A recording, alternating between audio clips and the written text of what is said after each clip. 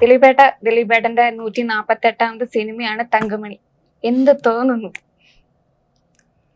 സന്തോഷമുണ്ട് ഇങ്ങനൊരു സിനിമയുടെ ഭാഗമാവാൻ സാധിച്ചാൽ. എന്നെ സംബന്ധിച്ചപ്പോൾ എൻ്റെ ഇടവും വലിയിരിക്കുന്ന ആൾക്കാർ എനിക്ക് പുതിയ ആൾക്കാരാണ്. ഇന്നല്ല, നേരത്തെ മുമ്പ്. കാരണം ഞങ്ങൾ ഒരുമിച്ചൊന്നും കോമ്പിനേഷൻ സിനിമകൾ അങ്ങനെ അഭിനയിക്കാൻ അവസരം ഉണ്ടായിട്ടില്ല. ഞാൻ ഇദ്ദേഹത്തിൻ്റെ ഒരുപാട് സിനിമകൾ കണ്ടിട്ടുണ്ട്, പക്ഷേ അഭിനയിക്കാൻ സാധിച്ചിട്ടില്ല. ഇതിന് മുമ്പൊരു സിനിമയിൽ ശ്രമിച്ചു, പക്ഷേ അത് നടന്നില്ല. അങ്ങനെ യാദൃശ്യമായിട്ട് ഈ സിനിമയിൽ വെച്ച് ഞങ്ങൾ പരിചയപ്പെടുകയൊക്കെ ഉണ്ടായി.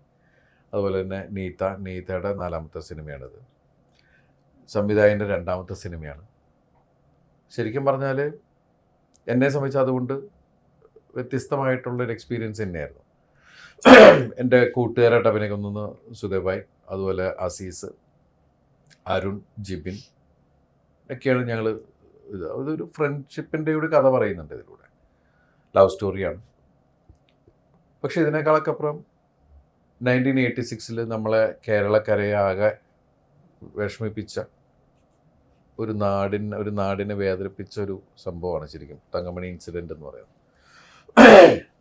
ഞാനൊക്കെ അന്ന് കോളേജ് പഠിക്കുന്ന സമയമാണ്. ആ സമയത്ത് നമ്മൾ പത്രങ്ങളിലൂടെ വായിച്ചറിഞ്ഞ കാര്യങ്ങൾ, നമ്മളെ സംബന്ധിച്ച് അന്ന് കട്ടപ്പന എന്ന് പറയുന്ന സ്ഥലത്ത് തങ്കമണിയൊക്കെ വളരെ ദൂരത്തിലുള്ളൊരു സ്ഥലമാണ്. അതിനുശേഷം ഈ അടുത്ത കാലത്താണ് നമ്മുടെ ഡയറക്ടർ രതീഷ് രഘുനന്ദൻ ഈ കഥയായിട്ട് വരികയും, ഈ കഥ കേട്ടുകൊണ്ടിരുന്നപ്പോഴാണ് നമ്മൾ ഒരുപാട് കാര്യങ്ങൾ ചോദിക്കുമ്പോഴാണ് ശരിക്കും തങ്കമണി എന്ന് പറയുന്ന സംഭവം, തങ്കമണിയിലെ ആളുകൾ ഫേസ് ചെയ്ത കാര്യങ്ങളുടെ ഡെപ്ത് എന്തായിരുന്നു എന്നുള്ളത് നമ്മൾ കൂടുതൽ മനസ്സിലാക്കുന്നത്. അതിൽ ആബേൽ എന്നാണ് എൻ്റെ കഥാപാത്രത്തിൻ്റെ പേര്. ഞങ്ങൾ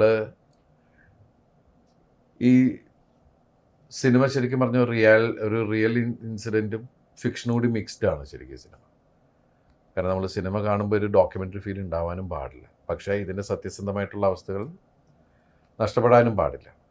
അപ്പം അങ്ങനെയൊക്കെ ചേർത്തിട്ട് തന്നെയാണ് രതീഷ് ഈ കഥ പറഞ്ഞതും ഈ സിനിമ ചിത്രീകരിച്ചിരിക്കുന്നത്.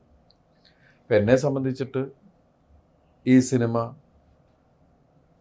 ഞാൻ നല്ലൊരു സിനിമയുടെ ഭാഗമാവുന്നു എന്നാണ് എനിക്ക്.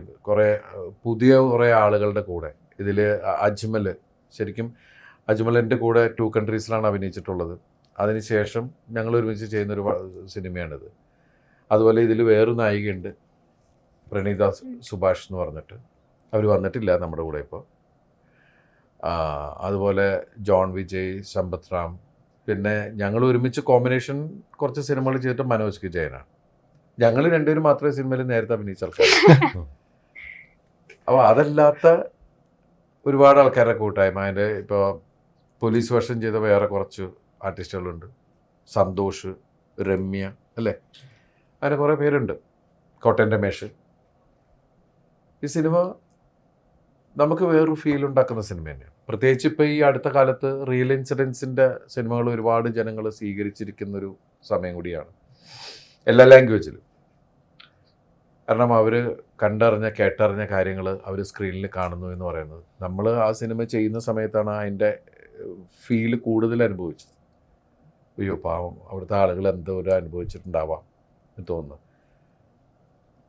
എന്നെ സംബന്ധിച്ചൊരു വേറൊരു എക്സ്പീരിയൻസ് തരുന്നൊരു സിനിമ തന്നെയാണ്. ഇതിൻ്റെ സംവിധായകൻ അത്രയും എല്ലാ ആർട്ടിസ്റ്റുകളെയും നന്നായിട്ട് പെർഫോം ചെയ്യിപ്പിച്ചിരിക്കുന്നൊരു സിനിമ കൂടിയാണ്. ബാക്കി കൂടുതൽ വീഡിയോസിനായി B4 Place ഫോളോ ചെയ്യൂ, സബ്സ്ക്രൈബ് ചെയ്യൂ.